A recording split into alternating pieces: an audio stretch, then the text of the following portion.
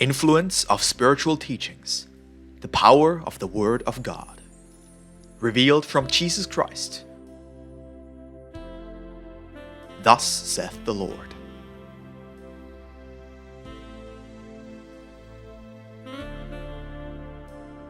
My doctrine develops man in all his aspects. It sensitizes and ennobles his heart, awakens and deepens his mind, and perfects and elevates his spirit. Make a profound study of my doctrine to permit you to understand the right way to practice my teachings, so that your development will be harmonious, so that you do not develop your mind alone without concern for the ideals of the Spirit, which you should encourage.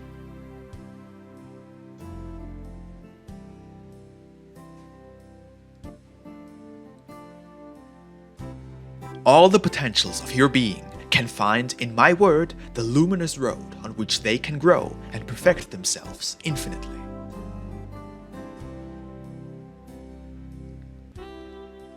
My doctrine is essentially spiritual. It is light and strength that descends and penetrates your spirit to make it victorious in its combat against evil. My word is not merely for the amusement of the ear, it is the light of the spirit.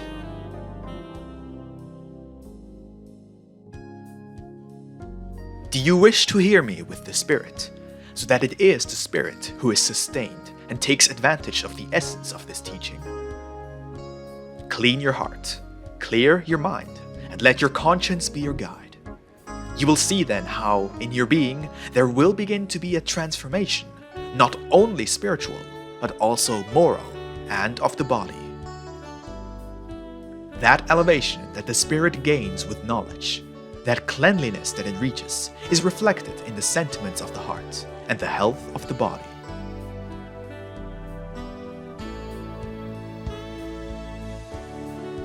Passions will become weaker, vices will begin to disappear, and fanaticism and ignorance will give way to true faith and profound knowledge of my law.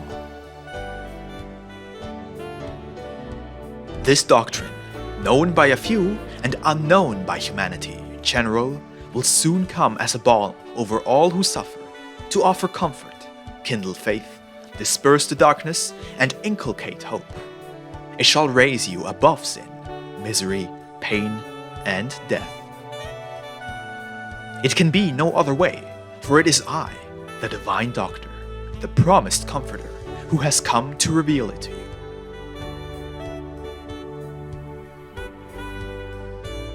When you have been spiritualized and you find yourself with men who suffer and are desperate because they cannot have that which they desire in the world, you will see how their materialism contrasts with the elevation of my disciples, whose conformity shall be great, because their ambitions and yearnings shall be noble, based in the firm conviction that in this life all is transitory.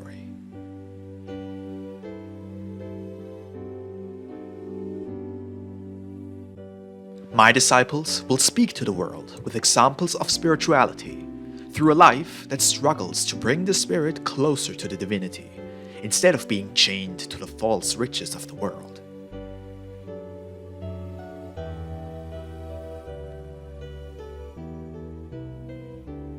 I know that the materialists of future times will be scandalized upon hearing this doctrine, but their conscience will tell them that my word speaks only truth. On the great journey that awaits you, I shall be your Cyrene. Simon of Cyrene helped Jesus carry the cross to Calvary. My doctrine will cause great revolutions in the world. There will be great transformations in customs and ideas, and even in nature there will be changes.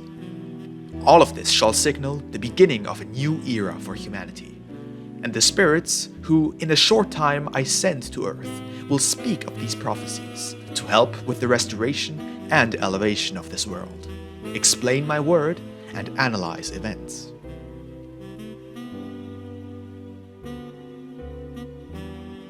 This third era is a time of resurrection.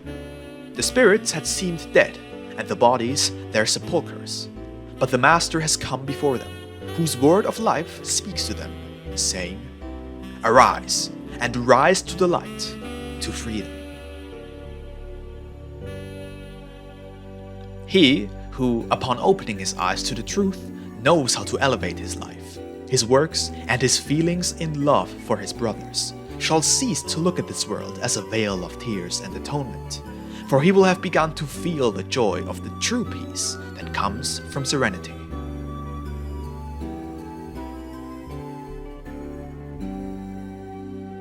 That state of elevation in this life shall be a reflection of the perfect peace and light that the Spirit will go to enjoy in the better mansions, where I myself will receive them and award them hospitality worthy of their merits.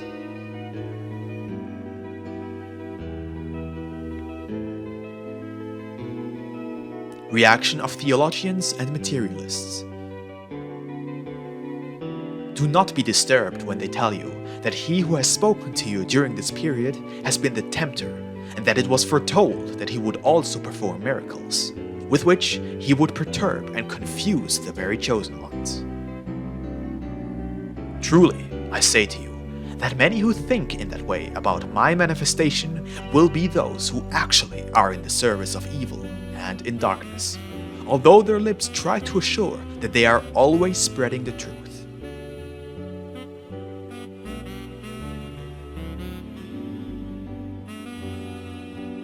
Do not forget that the tree is known by its fruits, and I say to you, the fruit is this word which has come to vibrate through the faculties of these spokesmen, men and women of simple heart.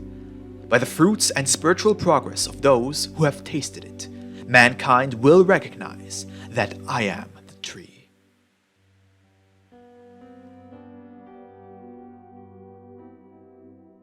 The spiritual, Trinitarian, Marian doctrine will be spread, causing a real alarm among many who, believing they studied and understood the lessons which they had previously received from the Father, have become conceited with the knowledge of their philosophies and their sciences, unaware of the spiritual evolution that mankind has reached.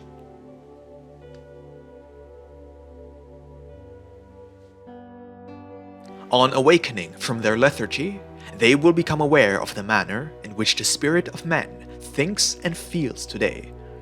They will hurl anathemas against what they call new ideas, and they will declare that this movement is being provoked by the Antichrist.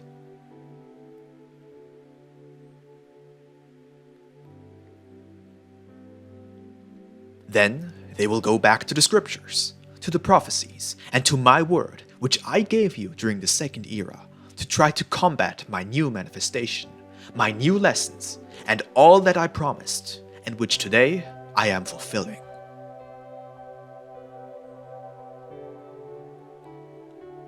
Through the lips of my disciples, and by means of writings, my word will reach even those who admit nothing beyond what is material, or from their knowledge and concepts, which they have already accepted, and they will call me a false god for bringing you this word.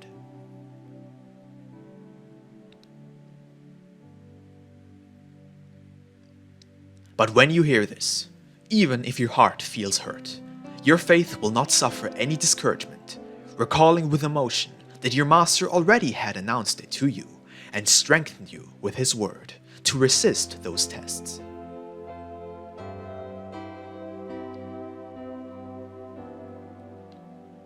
On the other hand, I say that even if along your way you find falsity, hypocrisy, superstition, religious fanaticism, and idolatry, do not judge anyone because of his errors. Instruct them with my word, and leave their cause to me. For I am the only one who judges you, and who knows who is the false God, the false Christ, the unrighteous apostle, the hypocritical Pharisee. The war of ideas, creeds, religions, doctrines, philosophies, theories, and sciences shall come, and my name and doctrine shall be in every mouth.